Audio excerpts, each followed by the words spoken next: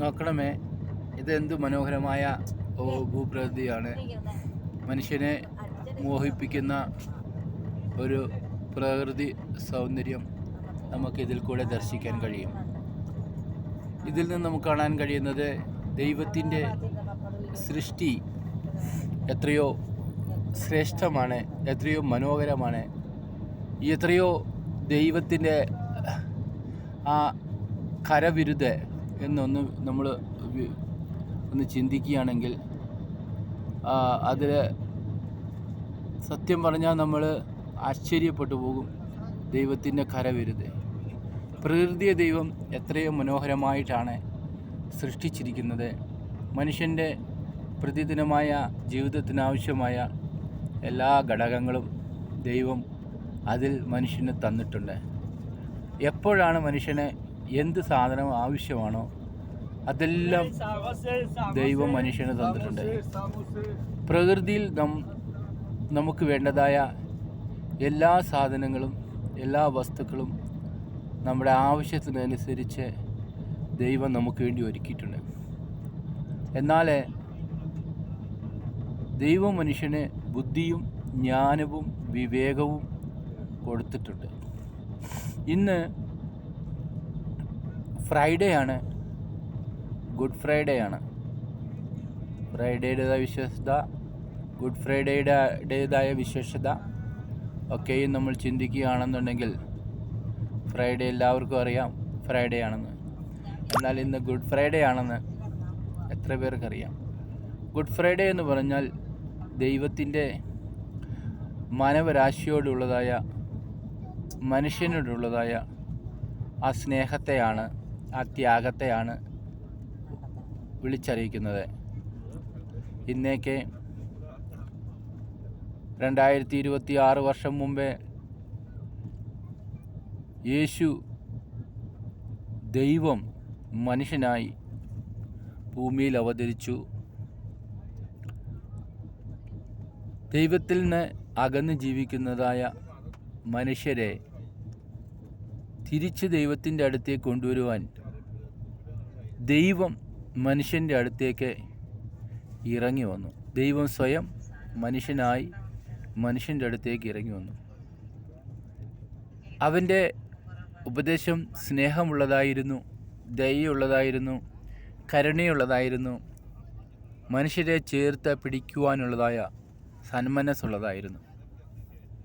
ഏത് പരിസ്ഥിതിയിലുള്ളതായ ഒരു മനുഷ്യനെയും, രോഗിയായിക്കൊള്ളട്ടെ, ബലഹീനരായിക്കൊള്ളട്ടെ, ഒറ്റപ്പെട്ടവനായിക്കൊള്ളട്ടെ, തള്ളപ്പെട്ടവനായിക്കൊള്ളട്ടെ, നിരാശനായിക്കൊള്ളട്ടെ, മരിക്കാൻ വിധിക്കപ്പെട്ടവനായിക്കൊള്ളട്ടെ, എല്ലാവരെയും ക്ഷമിക്കുവാനും ചേർത്ത് പിടിക്കുവാനും ഉള്ളതായ ഒരു വലിയ ഹൃദയം യേശു എന്ന ദൈവത്തിൻ്റെ നിക്ഷിപ്തമായിരുന്നു. മനുഷ്യൻ്റെ ജീവിതം ഒന്ന് നാം ചിന്തിക്കുകയാണെങ്കിൽ, ഒരു ജീവിതത്തിൽ എന്തെല്ലാം വേദനകളുണ്ട്, എന്തെല്ലാം ചലഞ്ചുകളുണ്ട്, എന്തെല്ലാം തരണം ചെയ്തിട്ട് വേണം റെയിൽവേ ക്രോസിങ്ങിൽ നിൽക്കുന്ന ഒരു മനുഷ്യൻ്റെ ജീവിതം ഒന്ന് ചിന്തിച്ച് നോക്കിക്കേ. പെട്ടെന്ന് പോകണം, പക്ഷേ ട്രെയിൻ വരുന്നു. എന്നാൽ ട്രെയിൻ കടന്നു പോകാതെ സാധിക്കത്തില്ല. ഇതാണ് ഒരു മനുഷ്യൻ്റെ ജീവിതം. പലപ്പോഴും നമ്മളെ ഒരു മുന്നോട്ടുള്ള ഓട്ടത്തെ ഒരു ബ്രേക്ക് ഇടുന്നു, എന്നിട്ട് വീണ്ടും ചിന്തിക്കാൻ പ്രേരിപ്പിക്കുന്നു. ചിന്തിക്കുമ്പോൾ നമുക്ക് പുതിയ തീരുമാനങ്ങൾ എടുക്കുവാൻ സഹായിക്കുന്നു. യേശു ഇന്ന് മാനവരാശിയുടെ രക്ഷയ്ക്ക് വേണ്ടി ക്രൂശിൽ മരിച്ചതിനെ ഓർമ്മിപ്പിക്കുന്നതായ ദിവസമാണ് ഗുഡ് ഫ്രൈഡേ. എന്താണ് ഗുഡ് ഫ്രൈഡേ? മനുഷ്യൻ്റെ കഷ്ടതയെ, വേദനയെ, രോഗത്തെ ദൈവം തൻ്റെ മേൽ വഹിച്ചുകൊണ്ട് സ്വയം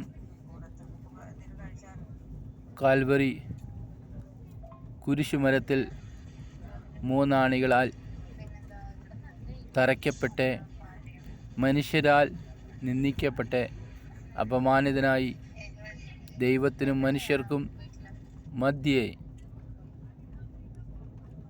ആകാശത്തിനും ഭൂമിക്കും മധ്യേ, പാപത്തിനും നീതിക്കും ഇടയ്ക്ക് യേശു ക്രൂശിൽ തറയ്ക്കപ്പെട്ടു, മരിച്ചു.